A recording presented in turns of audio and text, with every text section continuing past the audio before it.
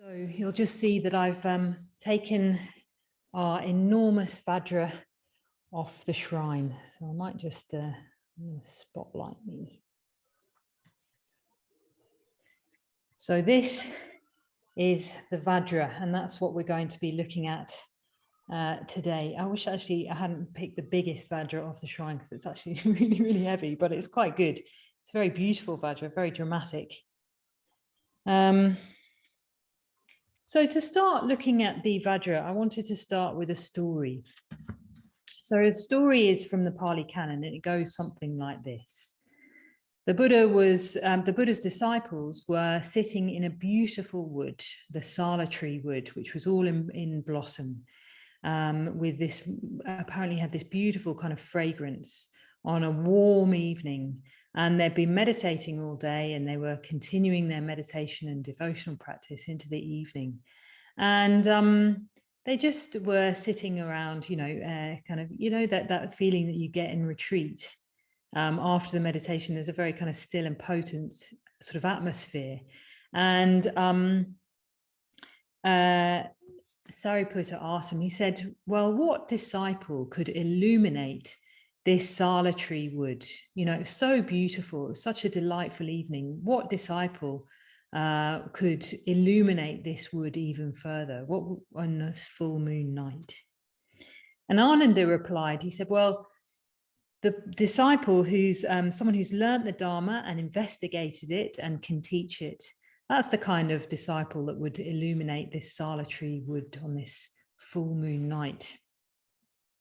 And Vajratara said, someone who delights in meditation and has insight, that's the kind of person that would illuminate this Sala tree wood with its beautiful scent on the breeze. And Mahakashapa said, someone who's a forest dweller, who dwells in solitary retreat and is energetic and wise, that kind of person would illuminate this Sala tree wood. And Moggallana said, well, disciples who engaged in Dharma talk, in conversation, deep communication about the Dharma, they would illuminate this Sala tree wood. And Sariputta said, well, it's a disciple who has mastery over their own mind, who's tamed their own mind. That kind of person could illuminate this Sala tree wood. So they were delighting in these qualities of the disciples, and they went to the Buddha and they said what they've been doing, and the Buddha was pleased. I think he was very pleased, the Buddha, with any kind of positive communication of any rejoicing in merit. He did it himself as a kind of just a delightful thing to do, bring that kind of talk, which is a rejoicing talk, brings this kind of warm, happy atmosphere. So they went to the Buddha, and the Buddha tells the Buddha what they've been saying. And the Buddha agreed. He said, oh yes, no, I can see that each of those disciples would illuminate this Sala tree wood. And in a way, it's interesting because you've all talked about your own quality. So Ananda is indeed someone who's learnt the Dharma and investigated it and can teach it. And Vajratara is someone who delights in solitary meditation. And Mahakashapa is a forest dweller, a renunciant, energetic and wise. And Moggallana is someone who engages in deep Dharma conversation, in deep communication. And Sariputta is a disciple who has mastery over his own mind. So the Buddha was then rejoicing in them all, saying that they'd answered wisely, that they'd answered with their own qualities. And then they said, well, what would you say? What would you say? And the Buddha says, well, when a disciple has returned from their alms round, after their meal, they sit down, fold their legs crosswise, sit upright, establish mindfulness in front of them, and resolve, I shall not break this sitting position until, through not clinging, my mind is liberated from the poisons. So what the Buddha's saying there is that this was the Buddha's quality. The Buddha's quality is his resolve, that he resolved to not get up from this seating position until, through not clinging, his mind was liberated. he sat in the Vajra position at the Vajra throne and resolved to not get up until he'd gained enlightenment. So the Vajra position is that meditative position. It's that position that we sit in with cross-legged. He describes it as being with crossed legs, sitting upright and established in mindfulness. This is the Vajra position. And Vandana Jyoti really evoked that very beautifully in this morning's meditation. You can even imagine that there is a Vajra going through your whole body, an upright Vajra. And it really does something. I think when Vandana Jyoti said that to me, I suddenly was like, woof, and it links down into the earth, right up to even beyond, it's not like your awareness of the body doesn't just stop at your hairline, it kind of goes up. So I felt this kind of movement of energy rising up from the earth, going right up through my body. And then there's the heart of the Vajra, the sphere at the heart of the Vajra and at the heart of my body.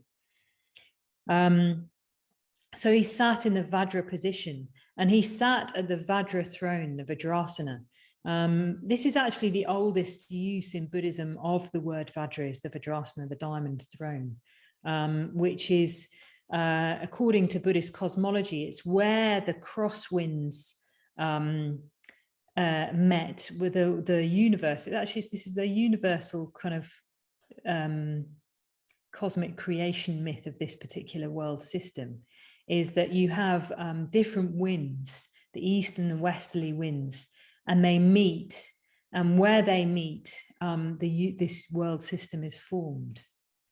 And this became the Vajrasana. This is where the universe formed, and it said, and this is where all Buddhas gain enlightenment in any world system.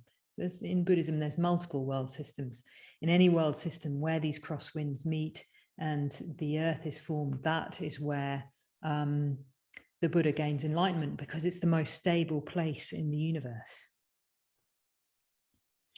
So yes, he sat at these crossed, where the winds met, in this central sort of solid place, the Vajrasana. And you can go to that place in Bodh Gaya, and that's where the Bodhi tree is. And then there's a slab. It's very beautiful, actually. Emperor Ashoka put down a slab, which mostly is covered by some very gaudy cloth, but occasionally they remove it to clean it. And I've been there when they've removed it and seen it, and it's very, very simple, but very kind of solid piece of rock, underneath the Bodhi tree. So the Buddha sat in the Vajra position at the Vajra throne, at the Vajrasana, and didn't give up. And that's what illuminates the moonlit night, is someone who can sit in that kind of grounded way, that with that kind of resolve. So the Vajra is actually from a root, an Indo-European root, which is also related to our word thrive, interestingly, or become powerful. That's what it meant. The roots of it is to become powerful. And it's not related to thrive. It's related to vigor, our word vigor. Vajra is related to our word vigor. So energy, become powerful, sort of release that energy, vigor. And originally, the Vajra was the symbol of Indra, the king of the gods. It was his thunderbolt, which is the same actually in European culture of Zeus. Zeus also holds a thunderbolt. And actually, interestingly, if you look at some of the ancient statues of Zeus and his thunderbolt, the thunderbolt looks pretty much like a Vajra. So it's a kind of I don't think it's just Indian. I think it's a universal symbol of unstoppable, irresistible power.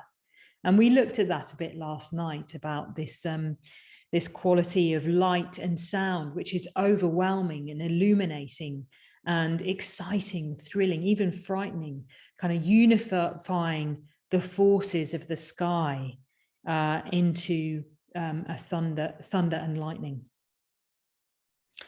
Because, of course, we also looked at last night how there's no such thing as a thunderbolt. There's a lightning bolt and there's thunder, but the thunderbolt can combines them too, the great noise and the great light. And also it means a diamond, pure, unbreakable, can't be tainted, indestructible, and precious, you know, glittering, alive with light. If you look at a diamond, actually I'm wearing a diamond. Well, I think it's a diamond. It could be paste. My grandmother gave it to me, so she's not alive to ask her, but I'm going to think it's diamond because that would be really special. Anyway, so hopefully you can see it glittering away there. And the diamond is formed under the great forces of the earth. You know, it's formed under those great pressures underneath the ground. So you have this unity of the forces of the sky, the cosmic forces, the most powerful forces of the sky, and the most powerful forces in the earth. And these are the qualities of the Buddha. You know, the qualities of the Buddha was that he couldn't be stopped. The irresistible force meets the irresistible substance, indestructible substance, and form this kind of the Vajra, the unity of the diamond and the lightning. And he had that kind of power, you know, for many, many years. He'd been wandering throughout India, northern India, trying to understand the truth. All his energy went into this search for the truth.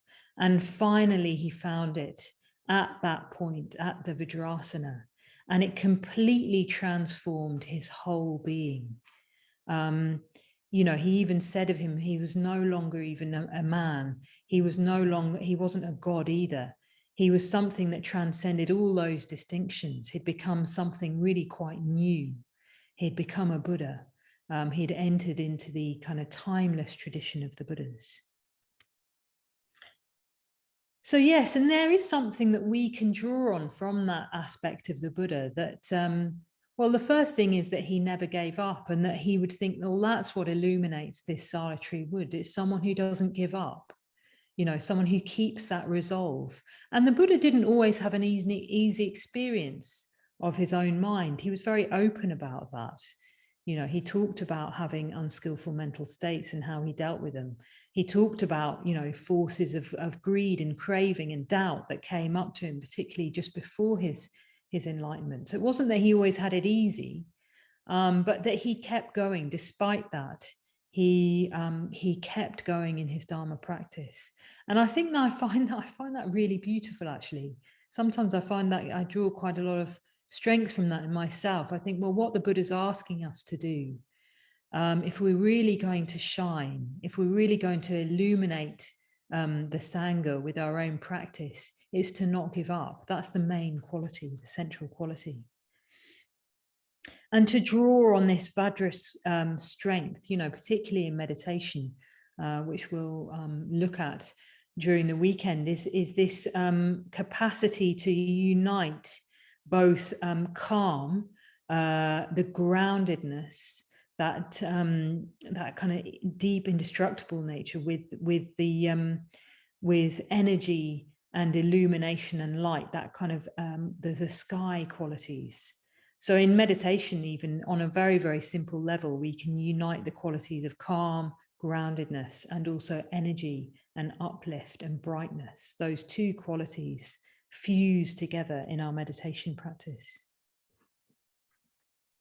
So yeah, so that's the kind of origins of this kind of the symbol of the Vajra, the Vajrasana, the Vajra posture, and this great resolve to keep going with one's Dharma practice. And over time, the Vajra became a symbol. And of course, a symbol is something that one can't exhaust by words. So we can evoke it, but one has to reflect on it oneself. And it came to mean reality itself, wisdom itself. It became a symbol of wisdom. So I'm going to go through actually what the symbolism of each part of the Vajra is. So if I hold up this Vajra, I'm going to turn it around, and it's like, there's a ton. So we've got in the middle there, you can see the central egg or sphere, or even sometimes it's called a spiral. And it's like at the center of the Vajra is shunyata. That's how it's described. It's kind of described as the kind of potential of all reality. Reality as shunyata, as openness, as limitless kind of potential. And there's a lot that can be said. I think one of the problems about concepts like shunyata is that we've all heard so much, you know, referenced so much in Buddhism that we can slightly, well, sort of think we know it and kind of move past that. It's actually quite a complex, it's quite a complex thing to understand in some ways, shunyata. It's quite easy to get wrong, I suppose. But I wanted to go back to how Bhante describes it. Bhante is a real master at taking quite complex Buddhist philosophical concepts and making them accessible and alive in our practice. And the way that he talks about shunyata at its most basic level is that it means that reality itself can't be defined. You know, we like to think we understand reality. We like to label it with certain concepts and certain thoughts. But the experience of reality directly is beyond thought. It's just experience. And reality itself is something that we can't pin down. Because to pin it down is to pin the unknown in terms of the known. If we try and pin it down or label it, or think about it and reduce it to concepts, we're reducing the open and experience of reality into our limited consciousness, into the concepts that we understand from our limited concepts. And we can see that, you know, in meditation, sometimes we're having an experience of something, and then you try and work out what it is. And as soon as you try and work out what it is, it's like it takes you away from the direct experience of reality itself, and you start just thinking about what it is in the abstract. So what shunyata means is that reality is not an abstract concept. It's not something we've worked out intellectually. It's something we experience directly, because all experience is mediated by the mind. And the mind can be open to reality, or it can try and fix reality in terms of view, in terms of concepts, in terms of a divided consciousness. So the way that early Buddhism talked about this kind of thing is that it said, well, when you realize reality, when you're enlightened, the experience of the Buddha is that is nisprapancha. So prapancha we know as meaning sort of obsessive thinking, or that kind of circular thinking that you get into. And it said in early Buddhism, they said, well, the experience that the Buddha had under the Bodhi tree at the Vajrasana is nisprapancha, which means it's a negative prefix. So it means it's no prapancha. It's beyond prapancha. All prapancha about reality is dropped. All obsessional, delusional thinking about reality is dropped. And you're just in the experience itself. So the experience of enlightenment itself is nothing that we could label. It's beyond thought. It's beyond reasoning. It's how the Buddha described it. He said it's deep. You can't penetrate it by reasoning. It's profound. It's the mystery. So yeah, so they said, well, anything you can think about the Buddha's enlightenment and what he experienced in his enlightenment, in a way, you're just going to try and label this unknown sort of profound experience in terms of the known, in terms of your own deluded consciousness. So you have to keep alive to the fact that the Buddha's enlightenment itself is nisprapanchis. It's beyond your thought. It's beyond the known. And keep alive that sense of unknowing. Keep alive that sense of the mystery beyond rational thought. And then Mahayana Buddhism came and said, well, it's not just the Buddha's enlightenment that's the great mystery, that's nisprapancha. It's all dharmas, it's all phenomena. All phenomena is beyond our predication. All phenomena is beyond thought. And they said, well, look, you know, when you have a direct experience of anything before you start quantifying it and making your experience known, there's this quality of unknowable mystery. There's this quality of aliveness, of change, of flow. And what we tend to do is we try and fix it. But before we try and fix it, there's this experience where all phenomena is nisprapancha. It's just a direct experience of things as they are. And it talked about shunyata as applying to everything. Everything is shunyata. Everything has this quality of unknowable openness, empty of conceptualization. So when they talk about shunyata as empty, it means empty of this kind of conceptualization, empty of prapancha. It's just as it is. And all potential arises out of that. So that was Mahayana Buddhism that really took shunyata and made it alive as a kind of philosophical doctrine, as applying to all dharmas, all phenomena. But then Vajrayana Buddhism came and said, well, everything has the prefix of Vajra. And they took Vajra to mean this understanding of shunyata. But everything is, it's not just that it's shunyata even as a concept itself, but everything is sacred. So the Vajra became a ritual object that was trying to communicate the fact that it's not just empty of concepts, it's ordinary activities, everything we do, everything we see, all experiences we have are sacred and alive with mystery and reality, and have the potential to communicate reality itself if only we'd look deeply enough. So everything is sacred because it's expressive of reality. And so what they did is they made everything the Vajra. Everything is pointing towards reality. Everything is sacred.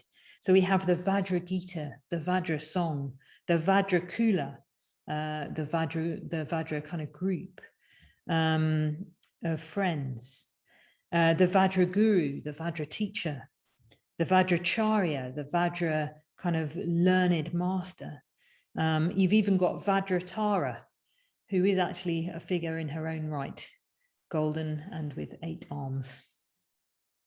You've got the flower isn't just the flower becomes the Vajra flower, the flower that is reality, the sacred flower. So that's the way that Vajrayana tried to move shunyata from a kind of philosophical reflective exercise into an experience of everyday life, and everything that we do, everything becomes the Vajra, an expressive of reality. Even cleaning the shrine. There's this wonderful little treatise from one of the Dalai Lamas where he talks about how to clean the shrine. You don't just clean the shrine, and get on to the next thing, but you clean the shrine and you imagine everything. These are not just the puja bowls, they're the Vajra puja bowls. And every time you fill them, you chant Om, which in your mind cleans them and makes them pure. And then you chant as you fill them up with water, which in your mind, you're making them filled with the most beautiful offerings that the world can imagine. And then Hung, you see that all the flowers, the offerings, the water, the bowls, the imagination, all is empty of conceptualization, all is shunyata. So everything you do in the Vajrayana context has this kind of way of seeing everything is sacred, everything is the Vajra, everything is expressive of reality, which is beyond conceptualization. Every experience is the mystery beyond thought.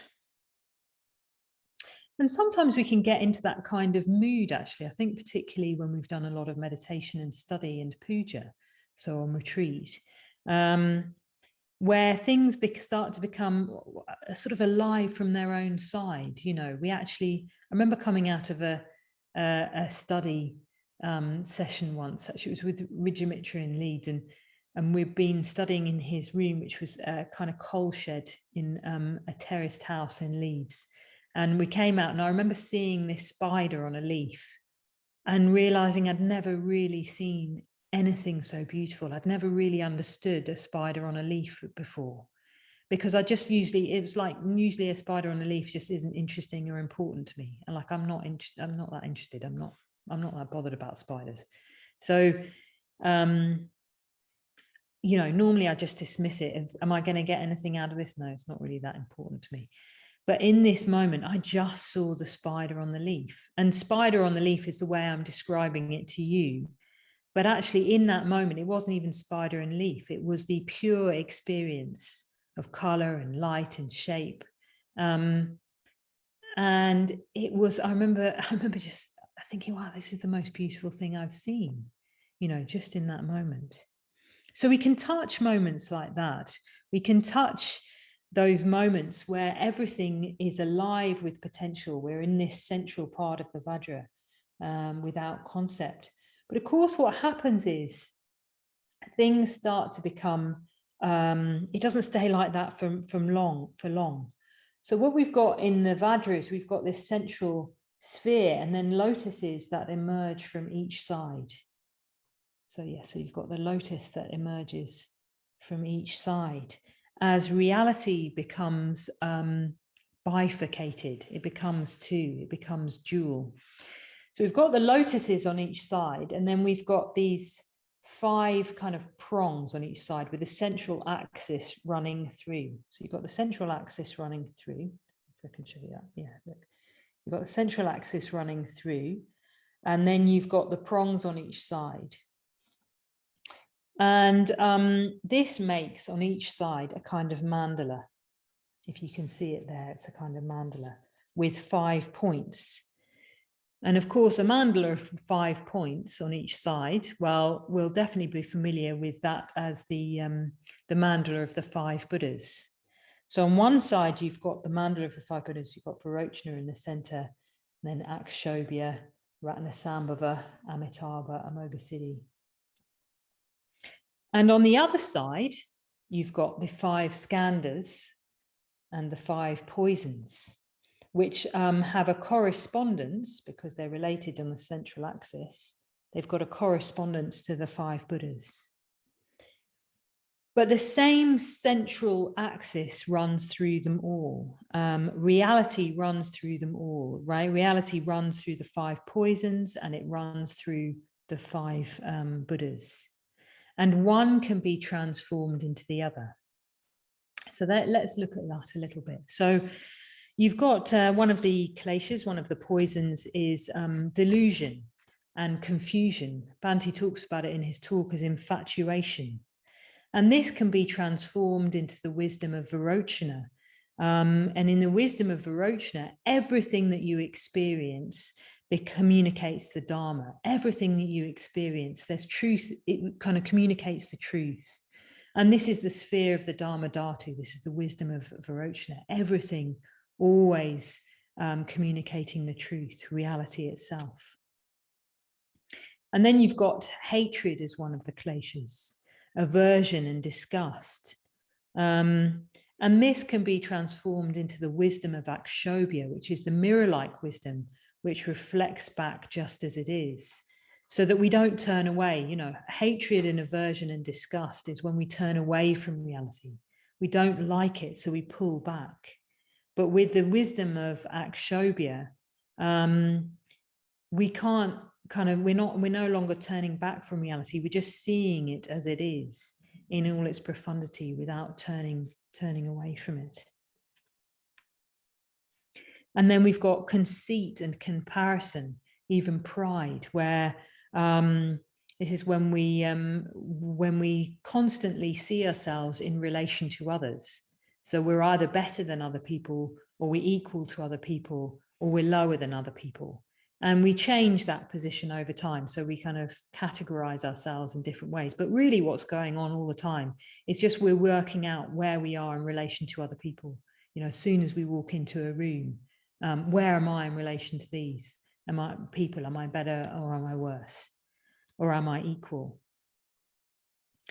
And this can be transformed into the wisdom of Ratnasambhava, which is a much more kind of open wisdom, where when you walk into the room, you just see everyone as part of the same reality. You feel that kinship with everyone and every experience, the wisdom of equality.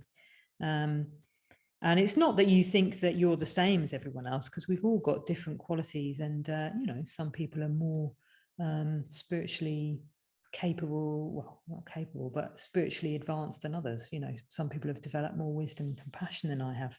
So it's not that you're equal in the sense that we're all the same. It's equal in the sense that we're all part of something together, and there's that kind of fraternity or kinship with others. And desire and craving and attachment, that sticky desire, pema, the desire to own and to have, can be transformed into the wisdom of Amitabha, which sees everything in their uniqueness. So you've got Ratnasambhava seeing everyone as part of the same reality, and the wisdom of sameness. But you've also got the wisdom of Amitabha, which sees the qualities in everyone, sees the uniqueness in everyone, and delights in that and finds beauty in that without grasping that beauty or without trying to own that beauty. It just delights in the beauty of others.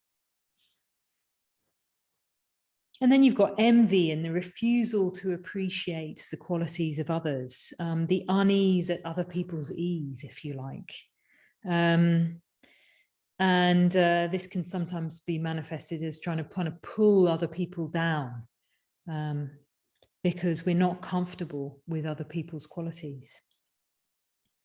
And usually that's to do with the fact that we're kind of envious of other people's creativity because we're not in touch with our own creativity.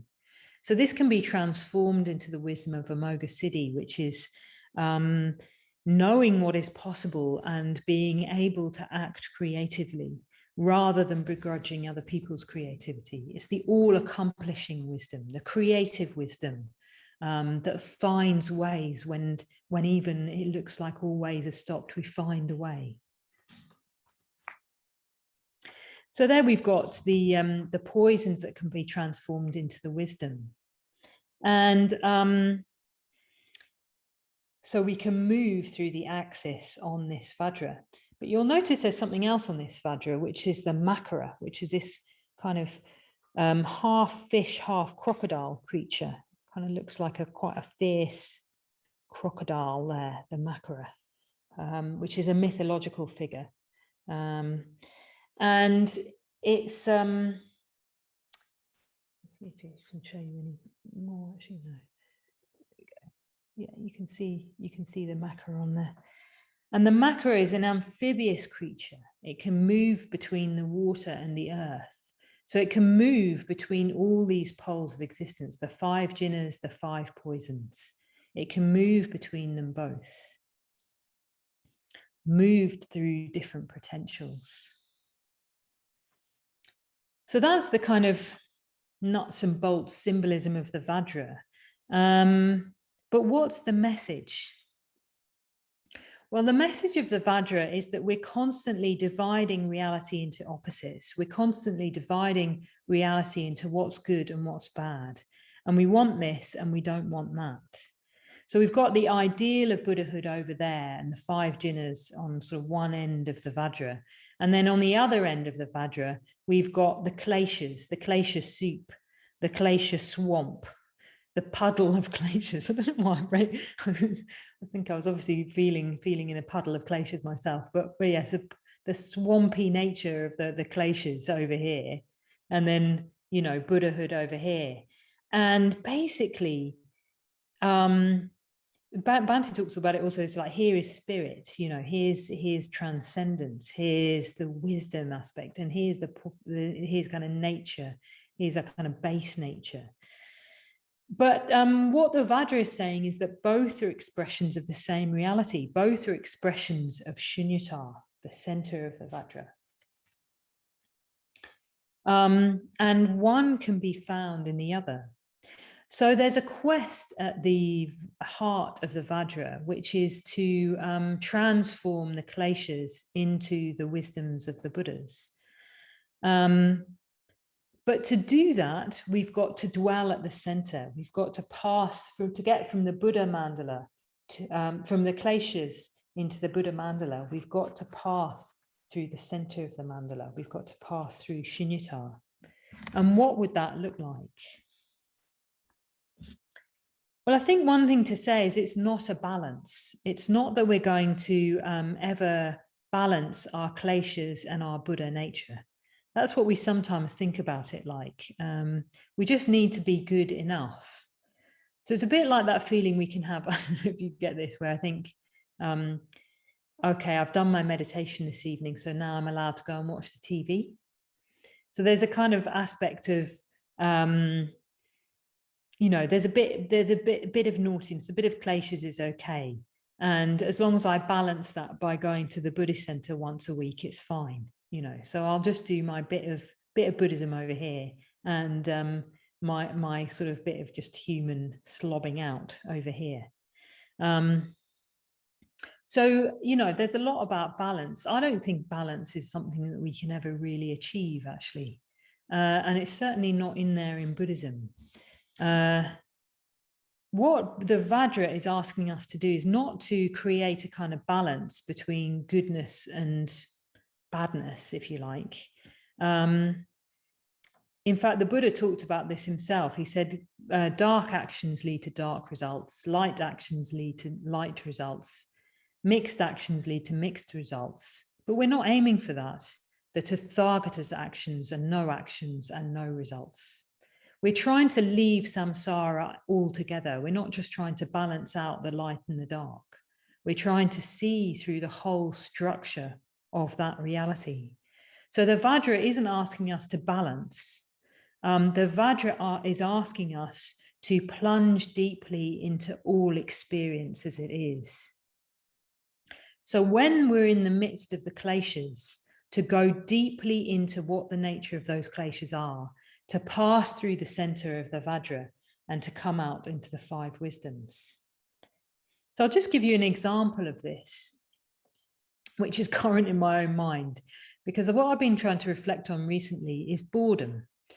So the thing about boredom is you could just say, okay, well, you're a bit bored, so just go and do something enjoyable. So, you know, balance yourself out a bit. You know, sometimes you're a bit bored, but, you know, you could go and do something enjoyable that's interesting. So that will be one way to deal with boredom, is just to try and avoid boredom, because I don't want boredom. I want something much nicer. And that's the way we usually deal with it. We usually try and just sort of balance it out by having more interesting things so that we're less bored. You know, because boredom is unpleasant. I was walking along, I was saying to the others that I was walking along the river the other day. And honestly, it was a sunny evening, and Wales in the summertime, when there's sun actually shining, I was walking by the river. Honestly, it's one of the most beautiful places in earth. Lovely Welsh river, clean, tumbling over the stones, little dippers there, these little birds, and the long grasses in the evening sun. And I thought to myself, you could be walking along a dual carriageway. You could be walking down Streatham High Road, which is probably one of the least attractive places in the universe. And, so, you know, it's like, because it's all in the mind. And, you know, and I could say to myself, I just feel bored. And I was thinking, I don't want to be bored. You know, this is really unpleasant. It's really unpleasant to walk somewhere and know that you could be walking anywhere and not notice and just feel that kind of cramped state of boredom in my own mind. And I don't want it. What I want is the wisdom of the 5 jhanas. But here I am stuck with my own mind. So, and it is the mind, you know, there's this beautiful place and I'm not experiencing the beauty of it at all. So I thought, well, look deeply into this, you know, Vajratara, don't be so lazy. I'm often telling myself not to be so lazy. It's not just like, oh, I'm a bit bored, maybe I should just go and watch some TV or something. It's like, look at this experience itself of boredom, and what is it? Well, it's in the mind. I know it's in the mind. It's a subtle aversion to experience. And what is my aversion to experience? What am I afraid of?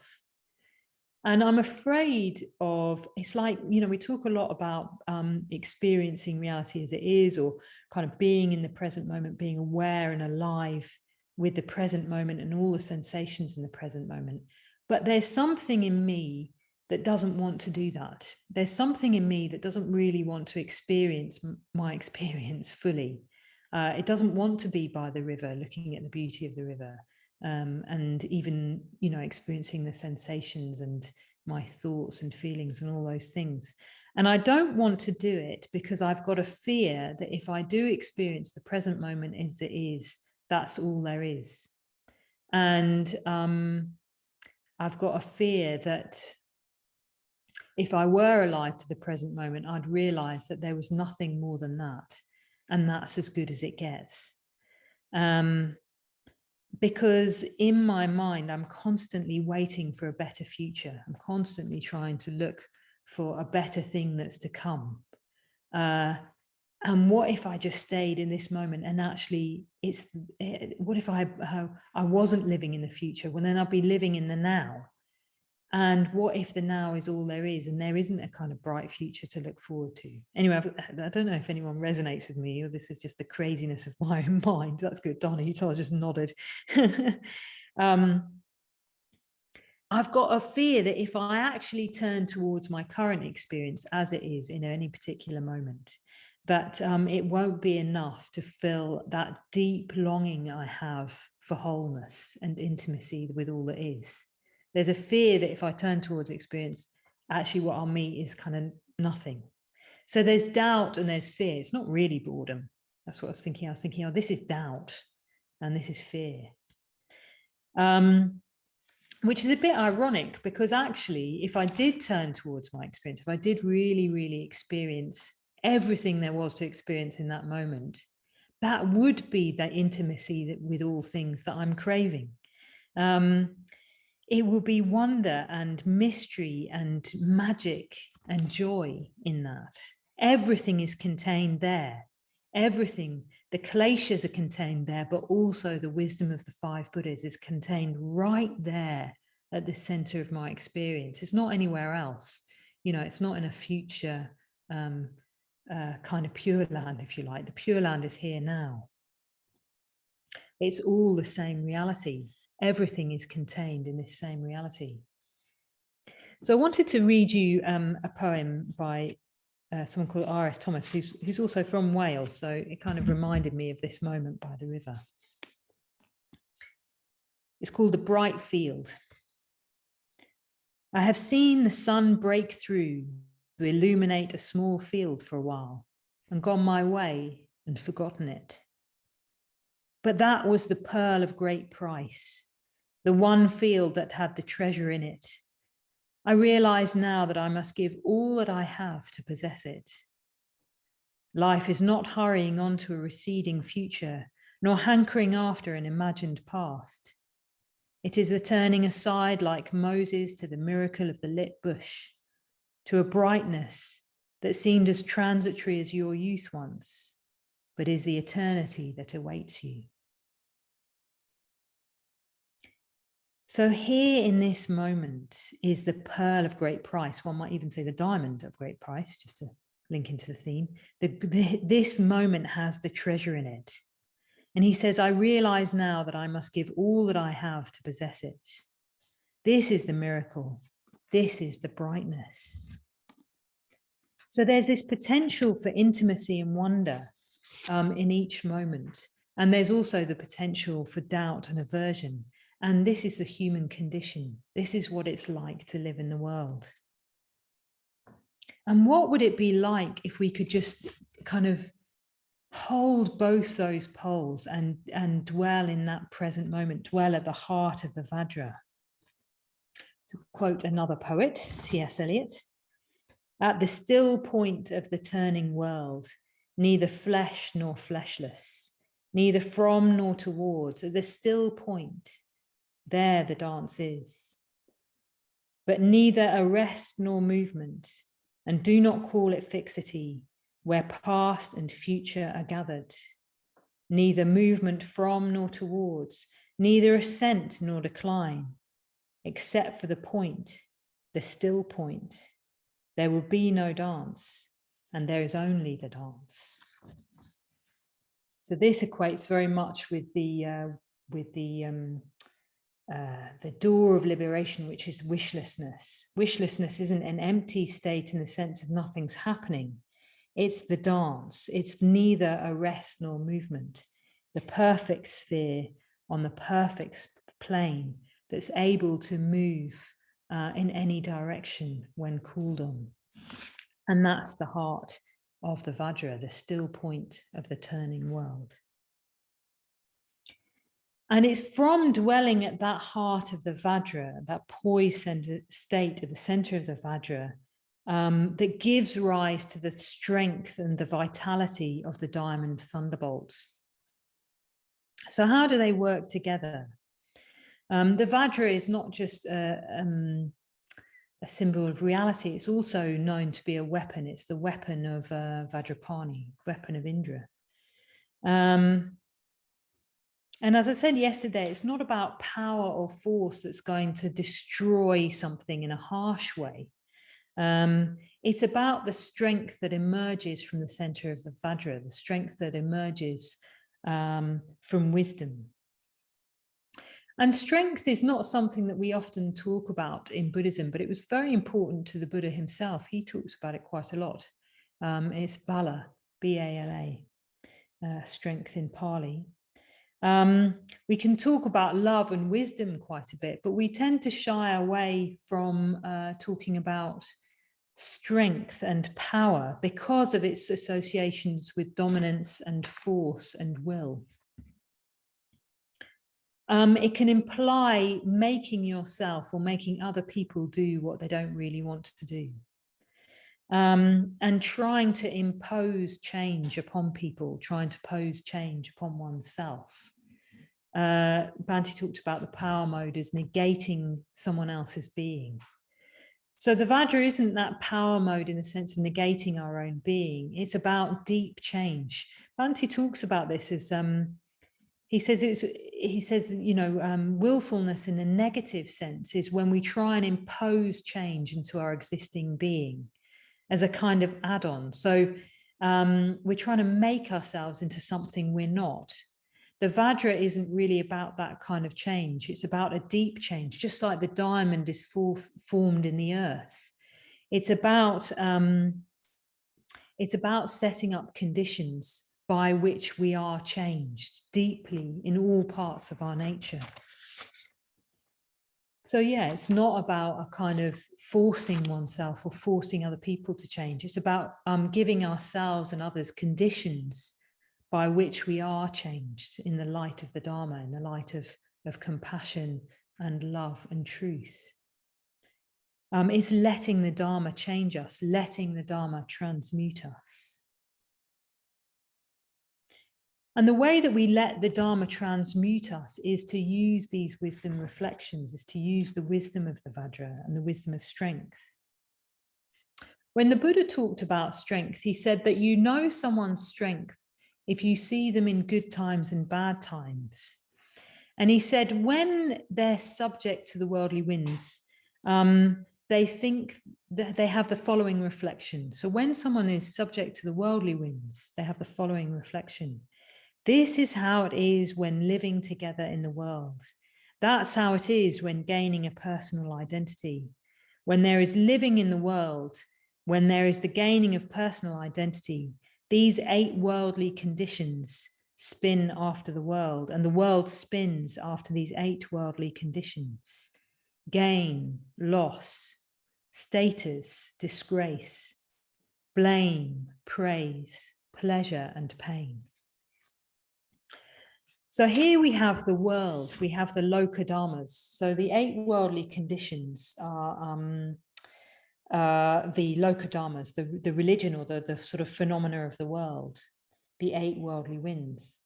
And here we have the wisdom of the Buddhas, the Dharma itself, the Buddha Dharma. So you could also look at the Vajra like that. You've got the loka dharmas on one end and the Buddha Dharma on the other end.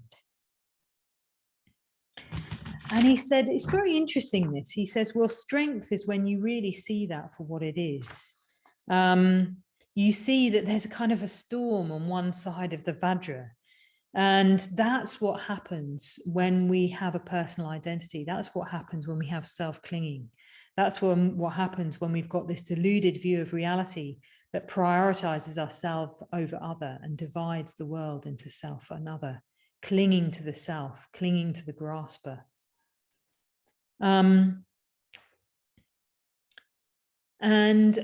When you can really see this in its full nature, when you can see, well, this is the religion of the world, this is the kind of worldly winds. The worldly winds spin the world, and the world spins after the worldly winds. And this is what the human condition is. That's how you pass from the kleshas to the 5 jhanas. And it's interesting because he's saying strength is not being immune to the worldly winds. He's not saying you shouldn't feel the worldly winds. He says, no, feel them deeply. Feel them deeply. See, this is what the worldly winds are. Praise and blame, you know, gain and loss, pleasure and pain, status and disgrace. And that is what it is like living in the world with a personal identity. That is what the human condition is like. Don't try and avoid it. Don't try and balance it out to get more praise and more pleasure and more gain and more, what the next one? Oh, gain. Anyway, status. You know, that's not what we're trying to do in the Buddha Dharma. We're not trying to just get more of the good stuff and less of the bad stuff. He's saying, no, look at it. Look at your experience deeply, plunge into that experience and have that reflection. That is how it is living in the world with a personal identity.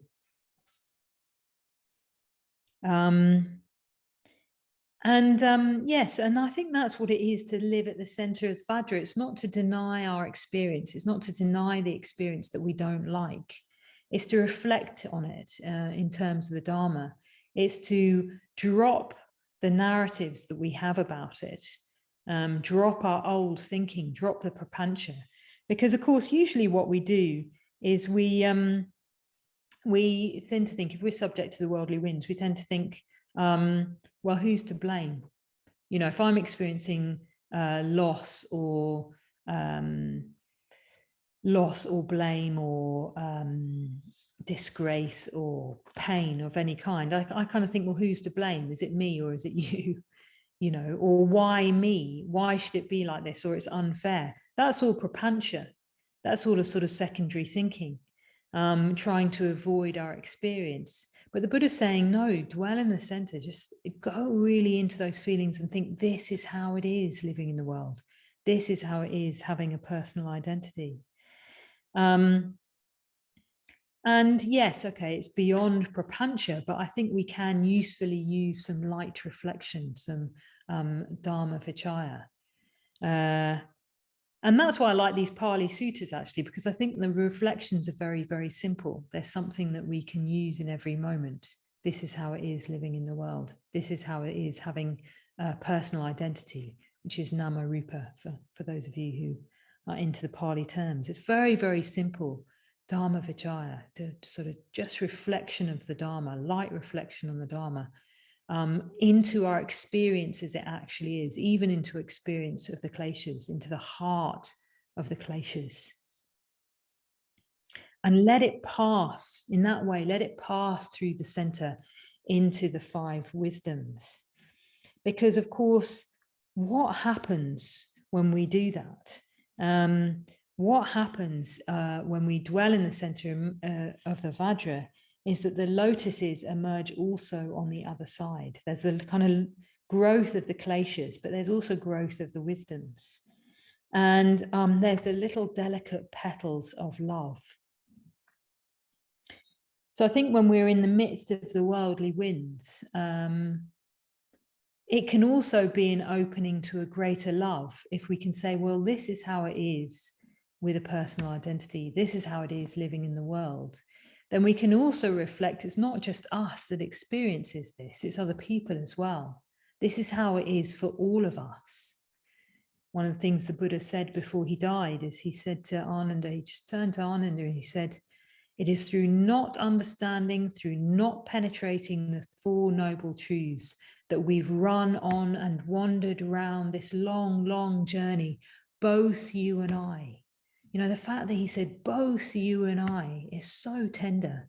He was an enlightened being. You know, he'd spent his life guiding people towards the truth and the way things are. But he knew his own, the sorrow of his own kind of wasted time, and how many lifetimes he'd run on and wandered around this long, long journey.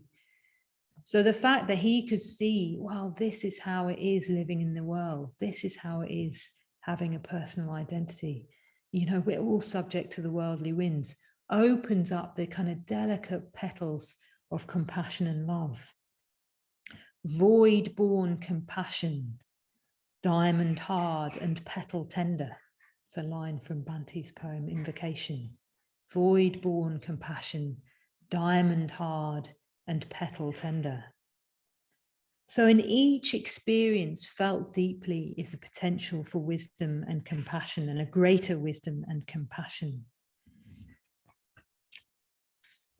So I think the message of the Vajra is to not be afraid of experience, to not try and get a balance in your experience, not just trying to be a kind of good girl. It's always hopeless, particularly in the ordination process.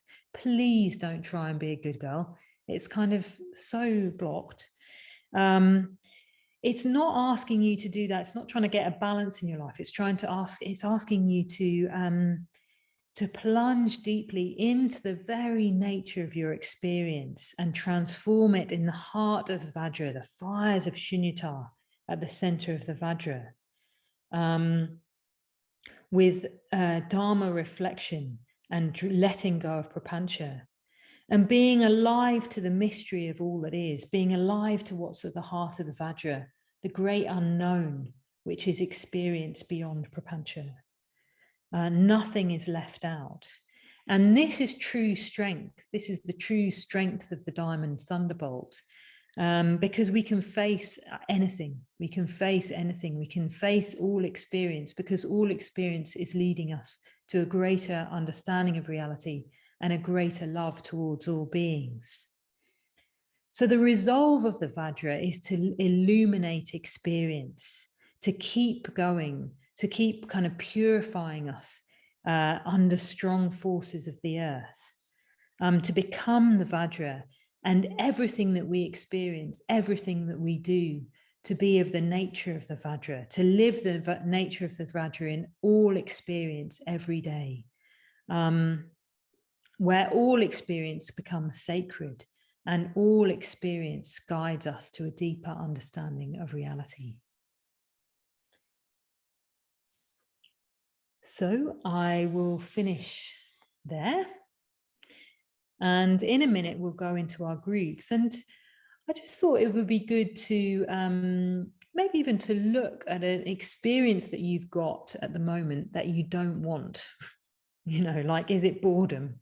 What eklasha you're experiencing, and how you can kind of really go into the heart of that experience and come through into the other side to a greater compassion and greater wisdom. So that would be one way you could do it. It's to just look. In the mind training tradition, we say work on the strongest disturbing emotion first. So, you know, what's the real deal you're working with here? And how could you explore it in the light of the understanding of the Vajra? So, yes. That's wonderful. I wonder whether, were you just going to say something? I just wanted to rejoice in you, Vajratara, but I don't know if I was just going to say we're going to have a tea break, but you can do that. Yeah, it'd be wonderful to do that. So, first what I thought we could do is, shall we just go a bit crazy, unmute, and just give a really, it'd be a cacophony, but let's just kind of, I just thought we could.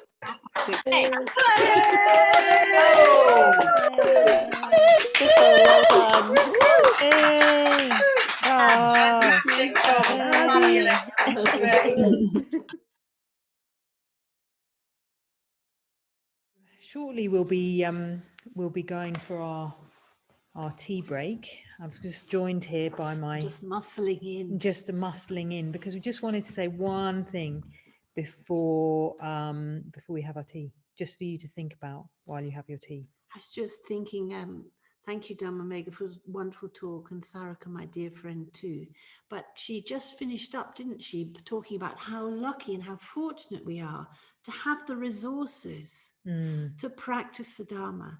And it was so beautiful hearing you talking about being in this very shrine room with its pale floor, its, what did you call it? The light wood floor or something, and all those, that energy flowing down under the floor, and we're connecting with each other. And it's been so wonderful for me to be here for this time, sharing in these resources and really appreciating the possibility that we have, both as the team here, but also being able at this time of the pandemic to offer this out through Zoom. I mean, how amazing that we've been able to keep our retreats going.